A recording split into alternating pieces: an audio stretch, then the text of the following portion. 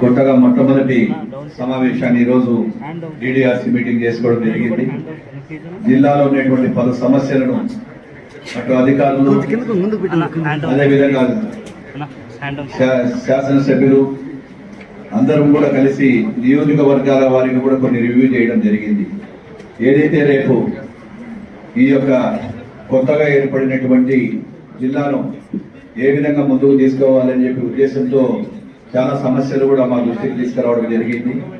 అదేవిధంగా హార్టికల్చర్ అయితేనేమి, అగ్రికల్చరు, తర్వాత R&D, హెల్త్, ప్రతి డిపార్ట్మెంట్ కూడా శాఖల వారికి కూడా తీసుకోవడం, వాటి మీద కూడా చేయడం జరుగుతూ ఉంది.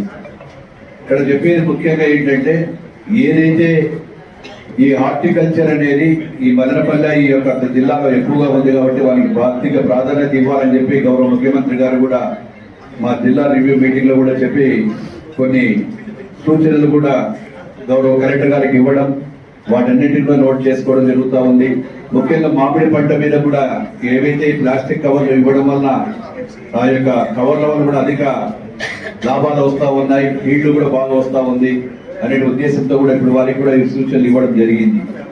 అదేవిధంగా ముఖ్యంగా ఏదైతే అన్నమయ్య జిల్లాలో ఈ యొక్క గ్రౌండ్ వాటర్ అంతా కూడా రాష్ట్రంలో మొట్టమొదటిసారిగా ఈ జిల్లాలో రాష్ట్రంలో ఉన్నటువంటి నీటి నిల్వలు కూడా బాగా మంచి స్థాయికి పెరిగినాయని చెప్పి ఉద్దేశంగా చెప్పడంతో అసెంబ్లీ సాక్షిగానే ఈ యొక్క జిల్లా యంత్రాంగాన్ని కూడా కలెక్టర్ గారు అభినందనలు, మన యొక్క ముఖ్యమంత్రి గారు అభినందనలు చేశారు.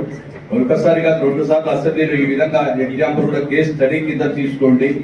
ఏదైతే అన్నమయ్య జిల్లాలో వాళ్ళు తీసుకునేటువంటి నిర్ణయాల వల్ల దాదాపుగా 300 కోట్ల రూపాయలు అనుకుంటాను నాకు తెలిసి.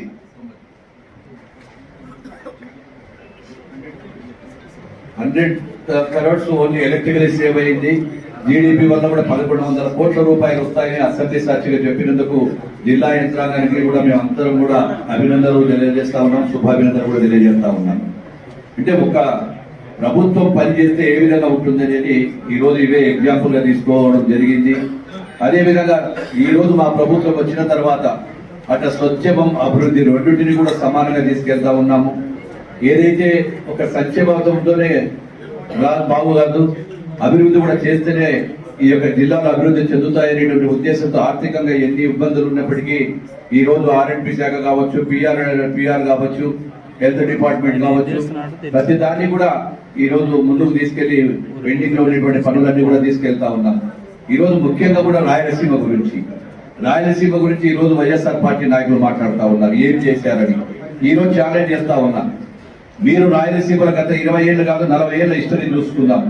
నాడు ఎన్టీ రామారావుతో మొదలు పెట్టుకొని నేడు చంద్రబాబు నాయుడు గారి వరకు కూడా కేవలం తెలుగుదేశం ప్రభుత్వంతోనే రాయలసీమకు ఈ యొక్క ఏవైతే ఉన్నాయో ఈ నీటి ప్రాజెక్టులు కానీ, లిఫ్ట్ ఇరిగేషన్లు కానీ ఇవన్నీ కూడా వచ్చినాయంటే మేము ప్రభుత్వం తెలుగుదేశం ప్రభుత్వం ఉండేది. 1, 2 వారు చేసినప్పుడు కాంగ్రెస్ ప్రభుత్వంలో చేస్తే ఆ కాంగ్రెస్ ప్రభుత్వంలో చేసినవి కూడా కేవలం డబ్బులు ఆదాయం కోసం మాత్రమే చేసి రాయలసీమను నిర్లక్ష్యం చేయడం జరిగింది.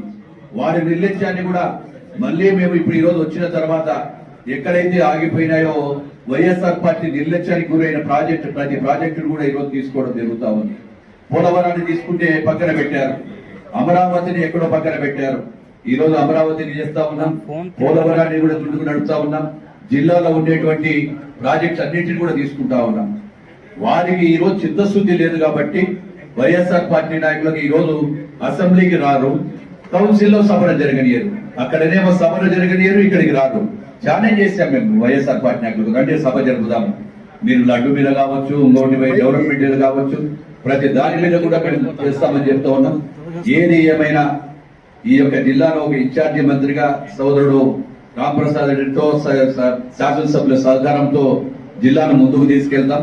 ఏవైతే అధికారులు కూడా మంచి అధికారులు వచ్చారో వాళ్ళందరి సహాయ సహకారాలతో జిల్లాను ముందుకు తీసుకెళ్లి పెండింగ్ ఉండేటువంటి కంప్లీట్ గా పెండింగ్ ఉండే ఇష్యూస్ అన్ని కూడా గౌరవ ముఖ్యమంత్రి గారు దృష్టిలో పెట్టి ముందుకు తీసుకెళ్తామని చెప్పి మీకు అందరికీ కూడా తెలియజేస్తా ఉన్నాం. Thank you.